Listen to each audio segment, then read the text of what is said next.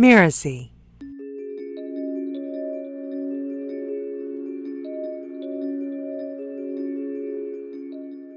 In somatic work, in nervous system healing work, when someone goes into their trauma, they can actually very easily end up in a helpless place where the trauma got stored. Time stopped for that nervous system. That's actually what it feels like and what happens. But when you can restore agency through anger, it's really a cool thing.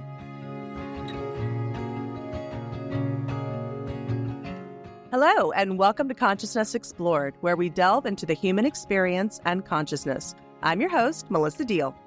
In each episode, we'll be diving deep into ways to expand our consciousness and the impact that our understanding of consciousness has on every aspect of our lives. On today's episode, I've invited Laura Bautista. Laura is a board-certified holistic practitioner and high-performance health coach. After healing herself from years of severe autoimmune conditions and other health issues, she began teaching others how to advocate for themselves and find the same level of health and freedom. Laura will share her incredibly inspiring personal journey, and then we'll dig deep into how expanding our consciousness can lead to miraculous changes in our health and overall physicality.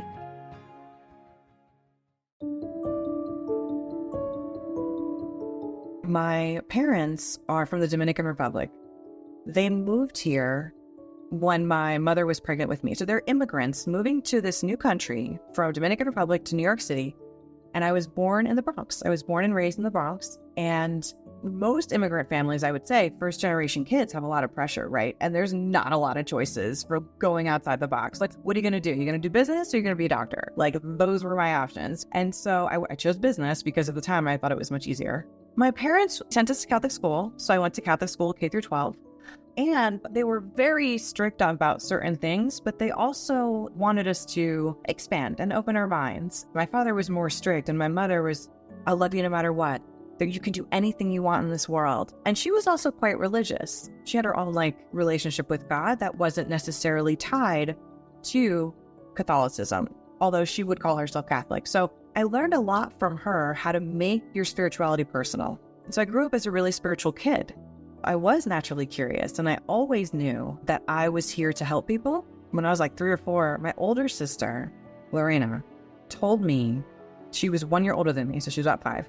She told me that there were aliens living inside of my body, and they like to hang out inside of my eyes, and they like to watch my life, so I better make sure that it's not boring, and that everything gets the right amount of time, equal amount of playtime with different things. And I believed her for a really, really, really long time. And so my life was just this cartoon. It was just making every moment really count.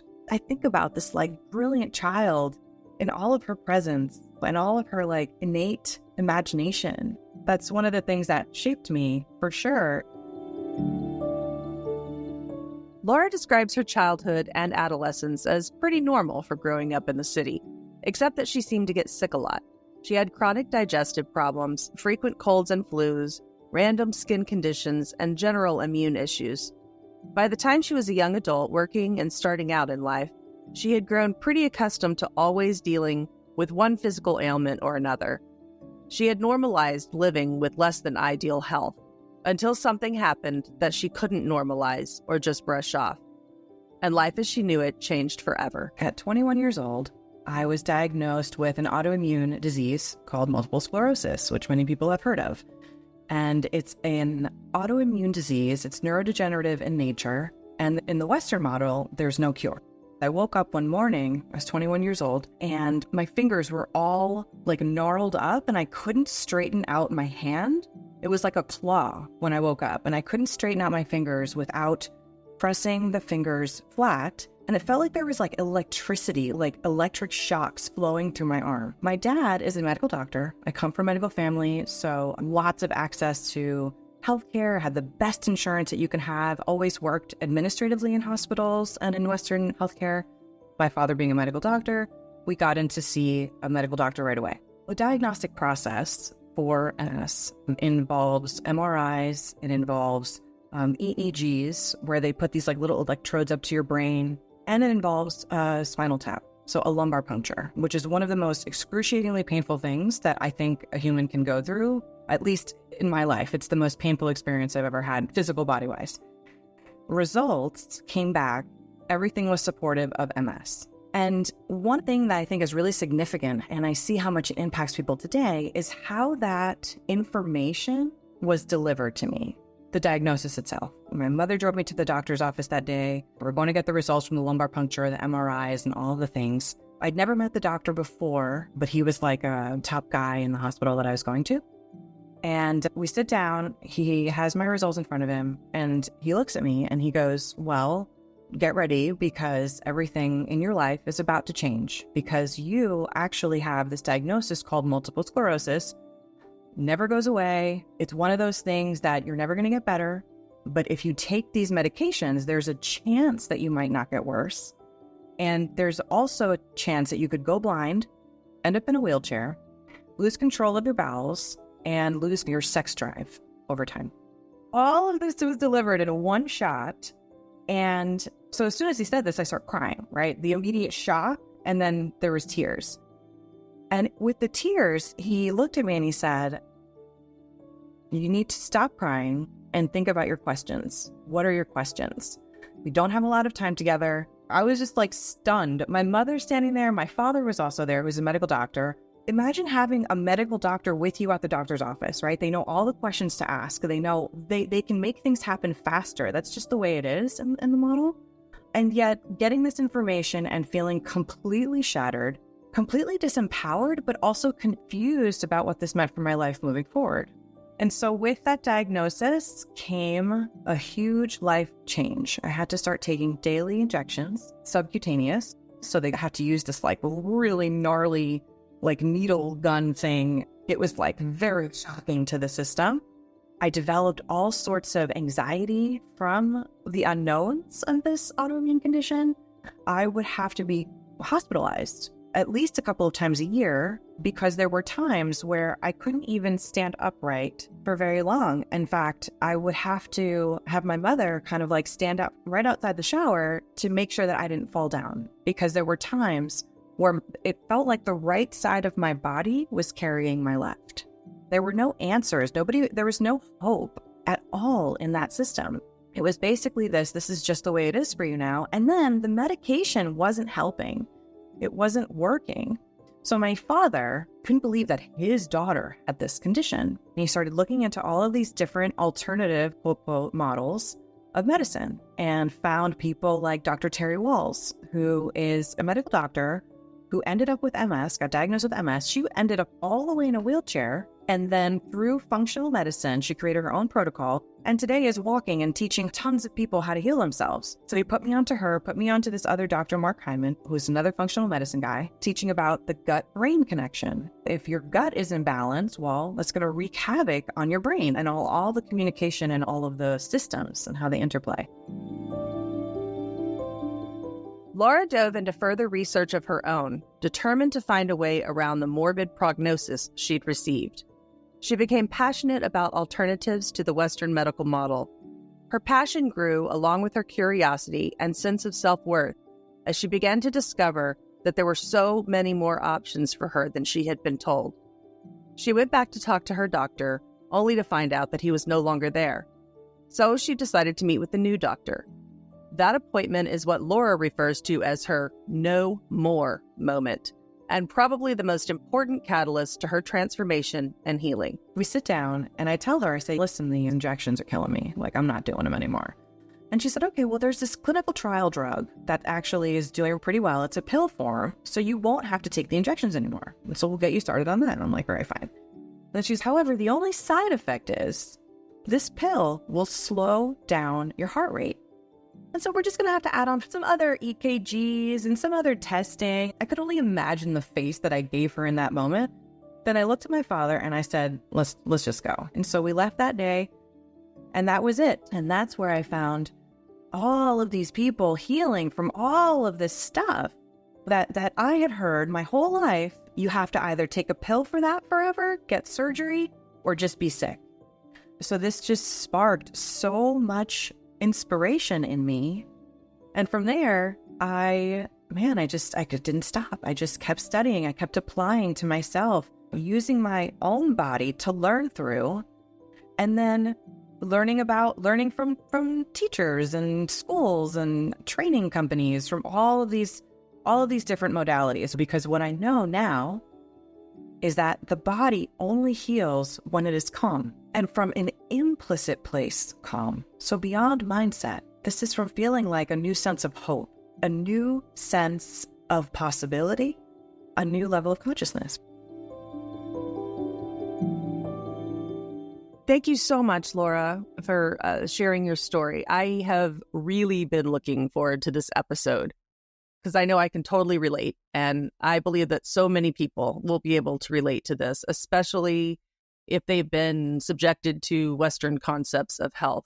I really can't wait to go into all this with you. But first, could you explain to us how you personally describe or define consciousness? So consciousness, to me, it's the aspect of us from which we move. It's the aspect of us that kind of drives our intentions and what we think is possible. It drives our agreements with life and with other people, which ultimately manifests our reality.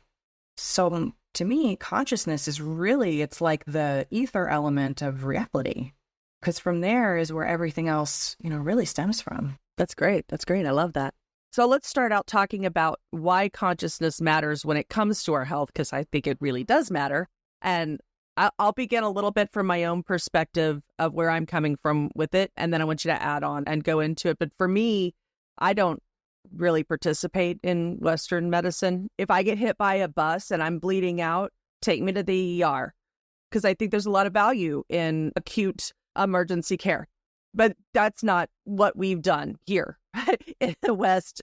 We've elevated, Western medicine to a level that it has not earned or deserved by any means. So for me, being able to heal non-trauma related issues requires that expanded awareness, that expanded consciousness, to be able to take into consideration things like the energetic body, epigenetics, trapped emotions, things like that. Can you give your take on that, and from your experience and your perspective, your feelings about that? I totally agree. I really loved how you said it's elevated to this place that it's not earned, it's not deserved. And where success seems to really come from is this place of being able to go beyond that, but you can't necessarily reach a goal or get somewhere if you don't even know that it's possible to get there. Right? Which in this model, it's not even available. And how can you build a bridge to walk towards something, right, if your consciousness isn't even attuned to it? What if the answer is not, this is just the way it is for you now? What if that's the answer? Well, what if you've never heard that before? What if you've never heard of someone who has similar issues or roadblocks as you, but has overcome them? And it's interesting because it's your beliefs, right? Consciousness directly informs your belief system. Right? And from there, your intentions and your agreements and where you're going to show up in life. In the healing process itself, right? You can start something and you can feel amazing. One of the first things that I did was I started with green smoothies. I started making kale and strawberry smoothies with like organic frozen fruit and vegetables. I was so depleted nutritionally that any increase in vegetables and fruit and real whole foods, like that can make an incredible transformation. And so I'm on this, oh my gosh, this is amazing. This is so cool.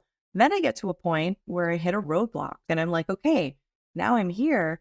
But then now there's all this stored trauma coming up for me.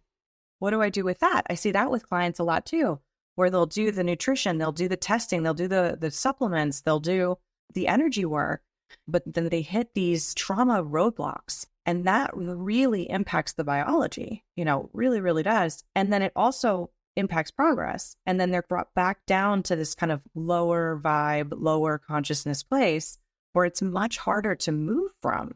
The consciousness is informing the body. The nervous system is informing your thoughts. So when someone is like feeling rocked or off their path or like they're not making progress, the answer is usually not more of something. The answer is usually reconnecting to this place of higher consciousness, right? And then in life, we get to define what those access points are. Good. And let's go ahead and get into that and talk about somatic experiencing, a little bit more about trauma leading to physical conditions in the body and your work with somatic experiencing. When I started health coaching, and really when I started even healing myself, it's all about root causes. It's like we have these stressors that have impacted us largely in some way at some point of our life. And trauma is one of those things. Big trauma, what we would come and relate to, big T, right? Big traumas, where these like big chaotic events happen to you, kind of catastrophic events. Before we even talk about somatic experiencing, we'll kind of define trauma, because sometimes people will hear the word trauma and they'll be like, oh, I don't have trauma. I had a good childhood, or my parents are still together, and all of these things. There's a couple of definitions that I think are really significant that really changed my life to know. So the first definition is trauma is the body's perception, experience of too much too fast. So like a shock to the system, right? Emotionally, physically, right? There's car accidents, forms of trauma, there's something being taken away from it, but it's really the perception of that too much too fast. And then the other definition that I think is really important is it's also not enough for too long. So that's things like contact nutrition as a child, being heard, being seen, these kinds of things. When these things are left unresolved, what we know and what we're learning more and more about is that these experiences where the body perceived so much stress in the system, these experiences can cause a trauma response, which is, for example, the freeze response. You may have heard of fight or flight. And fawn. I'm a fawner. Freeze happens when fight or flight no longer feels like an option. That's when freeze happens. And that is the body's protective mechanism of making sure that it's not too much for this body, because the main function of the autonomic nervous system is it's for your survival, right? That's why fight or flight exists. When it becomes a problem is when the body is thinking that not being able to find your keys is having to run away from a bear, like that the response is the same. Or when you get an email and I don't know, it's something that you've been avoiding and you just freeze up, right? Freeze is a spectrum, but it's one form of a trauma response that when freeze happens, for example, for whatever reason, whatever shock that it happens, digestion shuts down because all of the energy needs to go to your arms and legs, right? So that you can GTFO, right? And get out of there. So when that happens, but you're not in a place where there's actual danger, but there's this freeze pattern that keeps coming online and your digestion is constantly shutting down. For example, having constipation issues or just not going to the bathroom regularly. So many people have these issues. Oftentimes it's related to the nervous system. And if you support the nervous system, all these other things like start to come online. The colon being the main drain can start to come online and get rid of all these toxins that are setting people up for chronic diseases. All these things communicating with one another. It's one body, but yeah. But that is one thing that really have created a huge problem in our system, compartmentalizing and specializing as though these parts of the body work independently of one another and isolating, let's fix this kidney, as though it functions in a void by itself. We even have this mind-body term. Like, when did it all get separated? It's crazy how it happened and how we don't pay attention to that. And what if you don't even know that you can be curious? What if you know that you are going to be scorned and laughed at and ridiculed and treated like an idiot if you even dare to get curious about your own body? There's something very wrong with that. When I first got into this stuff, I was angry. Like, I was pissed I didn't know all this information. I was like, how could I not know this? And how come people aren't being told this? So I had this very different level of consciousness where I was moving from with my work. And it was this kind of anti-place, like anti-big pharma. But I started to really realize this actually isn't what feels most congruent. It isn't my role. I just kept studying many modalities outside of the Western model that are solution focused. And that's really the only way I think that it can be sustainable. The reason people have symptoms is because of the cumulative stressors in their life and in and around their environment and how the genes are reacting to that. And are the genes moving toward a place of health or are they moving toward a place of disease process. But again, nobody tells you that. And that's what's cool about root cause medicine and epigenetics and all of this, is that it's not medicine. When we have these trauma responses, the nervous system, which regulates things like blood pressure, your heartbeat, saliva, chemistry and hormones. yes. And so when this gets disrupted or slowed down, or the body thinks it needs to fight or be in a stress mode for too long, it depletes these other systems that need energy. It takes energy away, and people will feel that, right? In the form of fatigue, in the form of just not feeling like themselves. They don't have vitality anymore. The good news is there's a lot that can be done on living proof. And that leads right into my next question. So that's fantastic. I do want to take a quick aside and say that as far as your step in the anti this, anti that, and the anger, I believe that's a really important step from powerlessness to empowerment. It's really cool to watch yourself evolve. In somatic work and nervous system healing work, when someone goes into their trauma, they can actually very easily end up in a helpless place where the trauma got stored. Time stopped for that nervous system. That's actually what it feels like and what happens. But when you can restore agency through anger, it's really a cool thing. So that's a very important point. One thing that we haven't talked about, but we've skirted around it, and everyone does it, we all do until we know better, is normalizing symptoms. Let's talk about what that is, that process, and what that leads to.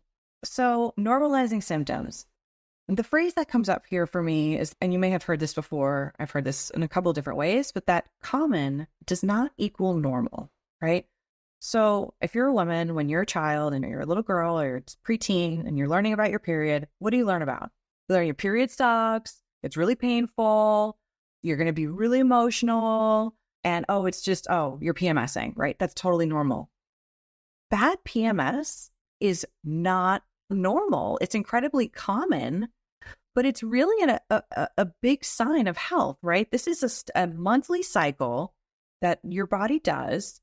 And so, no, you don't have a birth control deficiency, right? Oftentimes, these young girls are put on birth control to regulate their period. And then birth control has like really insane long-term side effects, even some if they just take it for a short period of time, because not all of us are the same. So this normalizing of pharmaceuticals, this normalizing of a pill for every ill, you got a headache, take a pill. You got a stomachache, take a pill. You get constipated, take a liquid thing. This is just really dangerous. It's a slippery slope.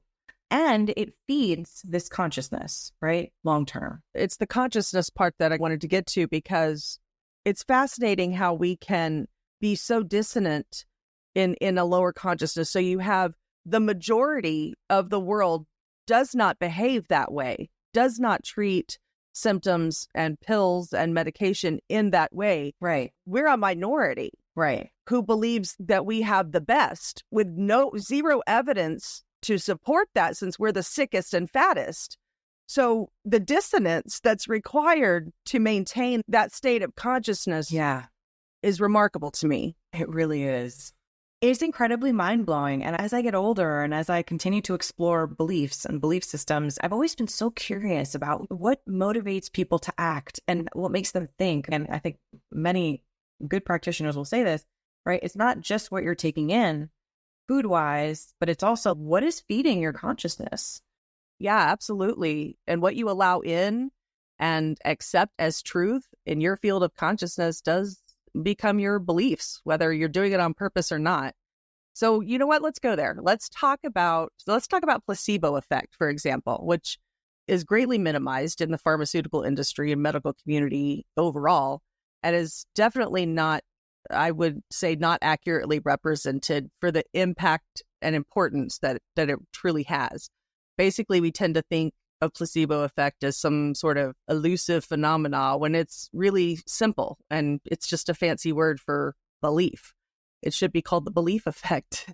So let's tie that in with prognosis and diagnosis if we can. What impact have you seen beliefs have in your experience working with people? Yeah, that's one of those game-changing moments when you realize that a diagnosis can be helpful, right? It can, but not believing your prognosis, which is basically what they say will happen to you.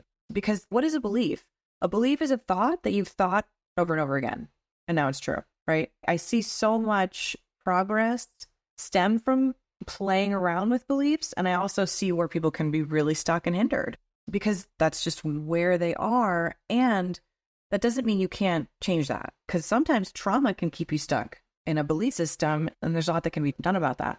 Have you seen in your practice with people and working with people some examples of how opening up their consciousness, changing those beliefs has led to changes in their health and their physicality? Yeah, it makes me think of a couple of clients. One of them is recent, and she's 26, and she was diagnosed with MS, and she has lost a lot of her mobility. Her family is quite supportive of her healing, but she has some family members that are constantly just like talking about how sick she is all the time. How, oh, should you get your wheelchair? They're feeding this, oh, you're going down this kind of path. And with our work together, not just our work, but really where I'm inviting her to like feed more, she's starting to realize, wow, my body, there's a lot more that I can do that I have never been told. And when I start implementing these practices and these kind of like different things, I start to feel better. And one of the things that happens, right, this transformation is really experiential. It's like she woke up one morning and she put up all of her Christmas decorations.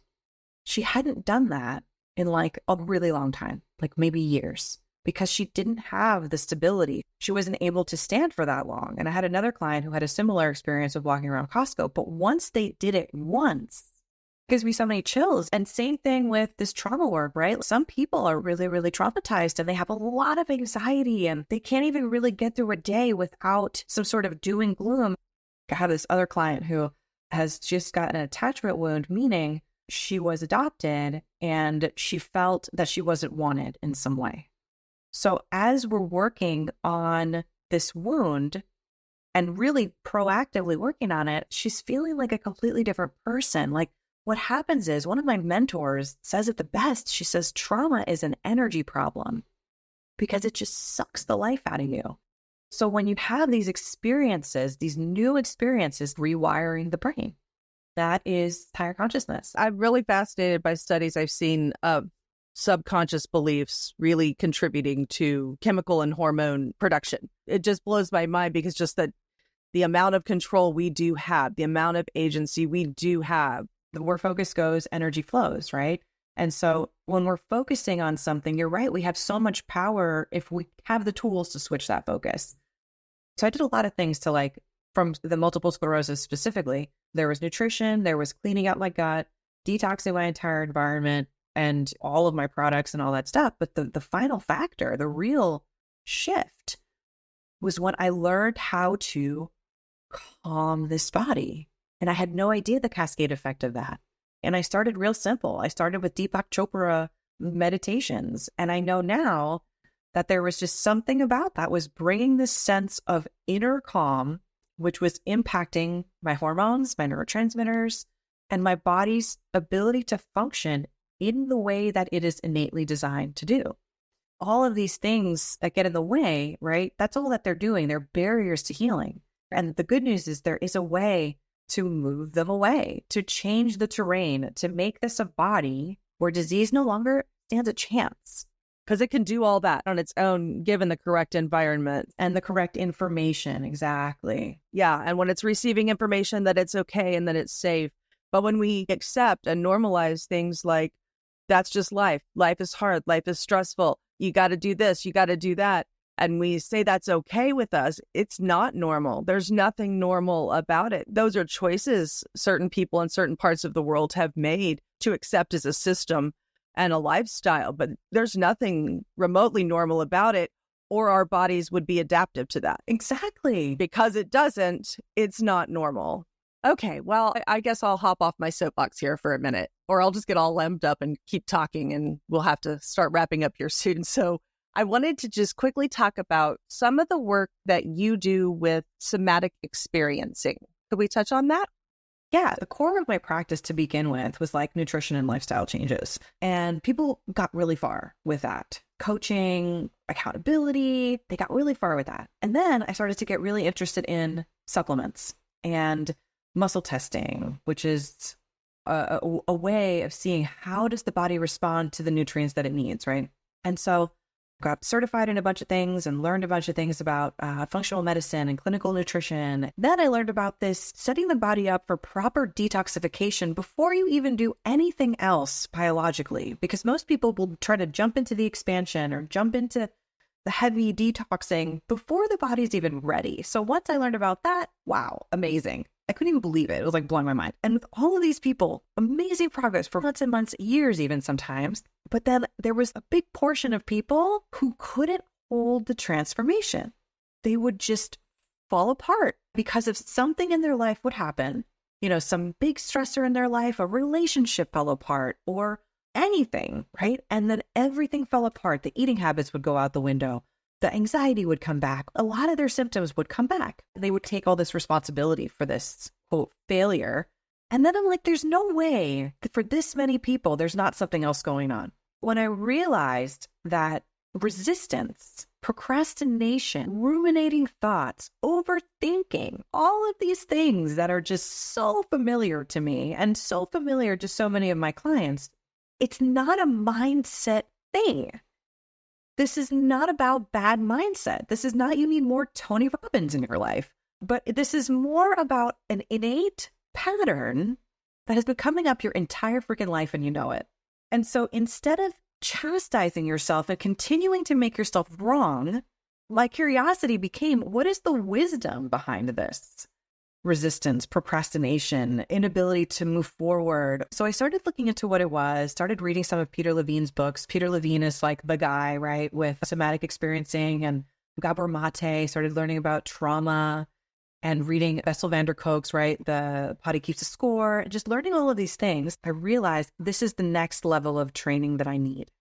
So I had never even had a somatic experiencing session in my life before I joined the training. I saw the training and I was like, I have to do this. And I started the training. It's 3 years. It's super intense, super amazing. And what we're doing is we're helping people process trauma. We're helping people process unresolved emotions in a safe and contained, titrated way. This is not, you can't rip trauma off like a Band-Aid. We talked about there's like big T's, which are these like big, huge experiences. And then we have these kind of smaller T's, which might really impact one person, but for someone else, they're like, what is that? Why would that affect you? So it's a range. Somatic experiencing in a session, what a session might look like is someone might come and have a specific thing that they want to work on. Or they might just say, I don't know what my unresolved trauma is, but I know that there's something holding me back and I want to explore. And what's so cool is that with the way that we're trained, we don't even need to go and rehash the whole story. It's very different than talk therapy. We don't need to rehash the whole story because sometimes that can actually be re-traumatizing. What we do is we work with whatever sensation that comes online when you think about the thing that you might need to work on, right? That kind of dread or sadness or a little bit of anxiety. And then we help to start move unresolved emotional charge out of the body, through the body. This creates a lighter environment within, and it helps people just move through life in a completely different way. And it complements every other thing that I've ever done. So it's been incredible. Oh, that's fantastic. I love somatic work. It's just so powerful. Well, as we wrap up here, Laura, what is one thought that you'd like to leave with the listeners as it relates to our health and expanding consciousness? I think that I may have already said it in a number of different ways, but when you're exploring possibilities and when you can access a new one, that is what will bump you into that level of consciousness where you can start to actually move toward the thing. So if you're ever feeling lost about where you're going or what needs to happen next, instead of forcing your brain to come up with an answer, see if you can connect to one of the ways in which you feel like your highest self. You feel like your most conscious self, whether that is meditation, nature, somatic work, whatever it is. Once you can access that higher level of consciousness, everything gets easier, because otherwise we just are running around trying to add more things to our plate, where the answer comes through with much more clarity and potency when it's coming from that place of who you really are. And I think that is what I needed to realize ultimately, is who I really am. and then trying not to forget and laugh with yourself as often as possible as you watch yourself evolve. That's a good one. I love that. I do that too. I'm so grateful for you joining me today. Thank you so much for having me. This was awesome. This was really fun. I agree. I really love this topic. Well, can you tell us where listeners can find out more about you, the work you do, and just what you're up to? Yeah, thank you for asking. If you're someone who's struggling with an autoimmune issue, on my website, which is called rootyourradiance.com, there is a free gift there, and it's the top questions to ask if and when you get diagnosed with an autoimmune condition. So you can really have yourself set up to ask some questions and to get some answers from a root cause perspective. So that's one way that you can learn more about me. You'll automatically be added to my email list where I send podcast episodes. You'll get access to all of the free classes that I offer. And if you're on Instagram, I am at the Laura Bautista on Instagram. Okay, great. And that's root, ROOT, yourradiance.com. And we'll definitely have all that information in the show notes. All right, guys, stick around for my takeaways from today's show.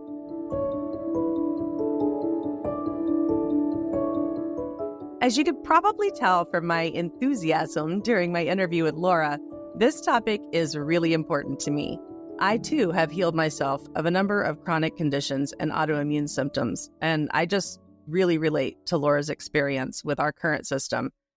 Knowing what I know now, I cannot adequately express how utterly ridiculous it is to me that we've allowed and indulged in this toxic system. We call it conventional medicine, as though it is orthodox, traditional, normal, when it is anything but. Most of us grew up conditioned to believe that Western medicine was the best, most highly advanced healthcare in the world, that what we call advances in medicine were actually advancements in our health and well-being. Many of us have felt so grateful to live in Western societies where we have access to this incredible care. Many of us believe maybe the system is broken, but we believe that the science and the medicine are solid. Again, nothing could be further from the truth. It's akin to believing in Santa Claus, wishful thinking based on programming and lack of information. Let's just briefly go over the origins of our current Western model so that we're all on the same page. At the turn of the 20th century, doctors in medical schools in the U.S. were teaching and practicing holistic medicine, and natural remedies were considered conventional because they'd been around for thousands of years. Around that same time, scientists discovered petrochemicals, which is basically just the ability to make all kinds of chemicals from crude oil. The discovery of petrochemicals caught the attention of a man named J.D. Rockefeller because he owned 90% of all oil refineries in the U.S. He saw an incredible opportunity to monopolize the oil, chemical, and medical industries all at the same time.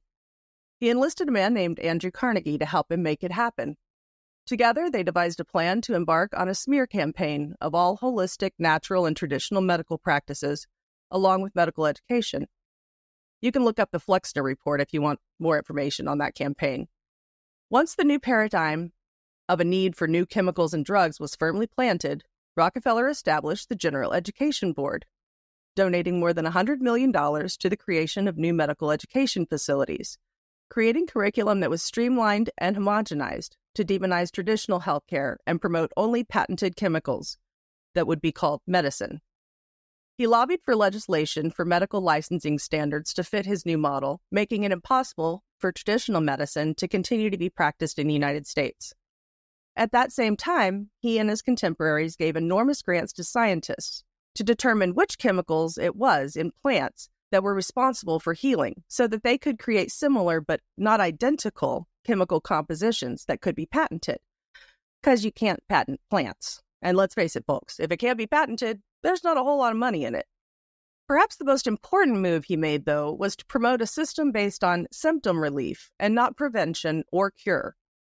Thus, the new Western model was born and became wait for a problem to occur and then treat the symptoms, never the cause.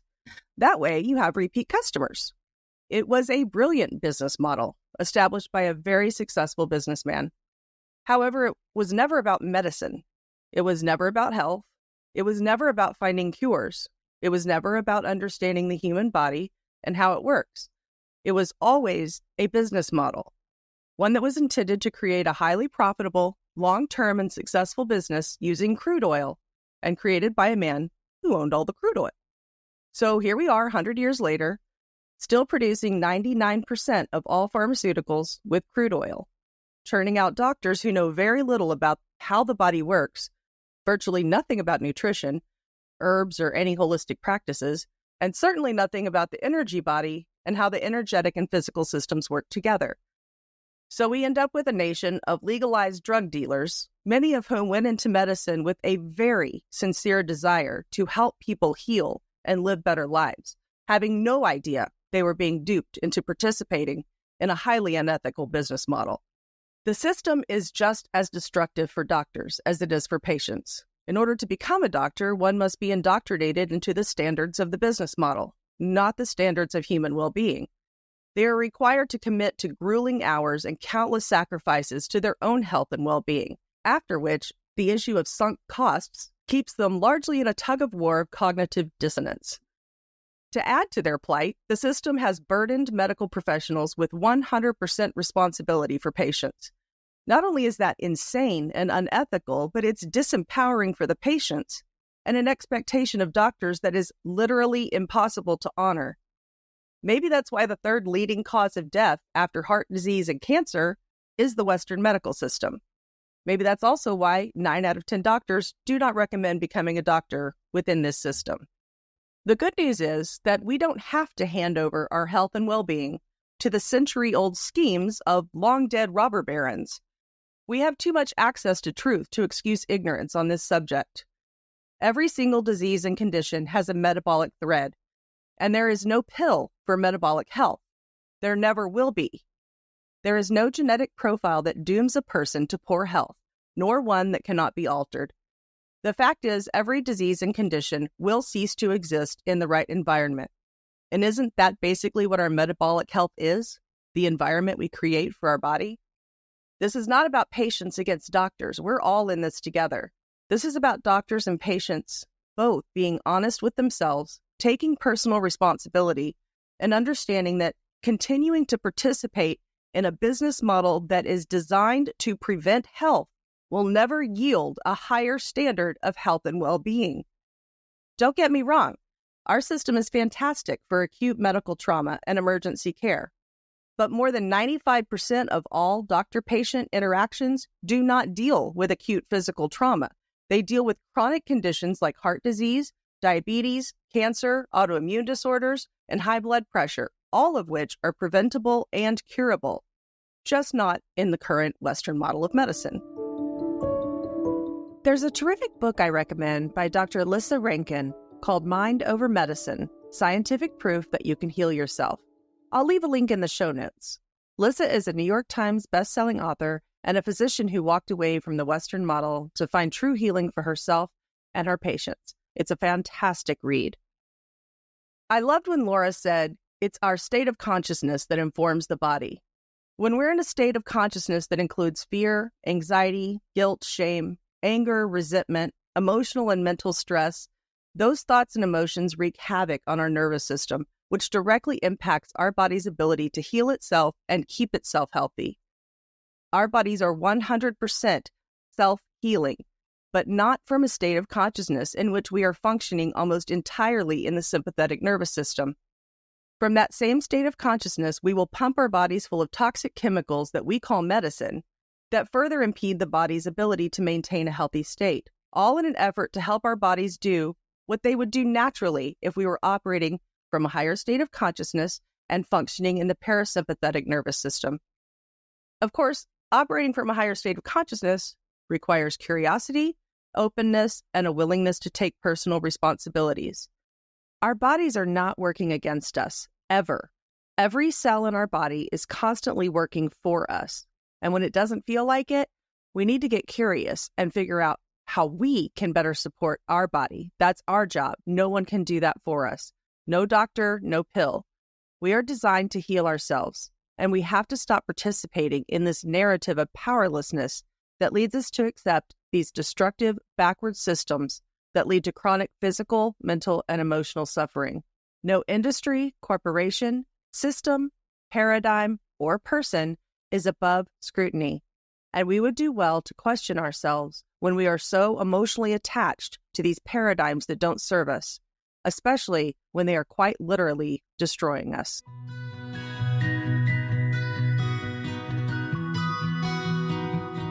Thank you for listening to Consciousness Explored.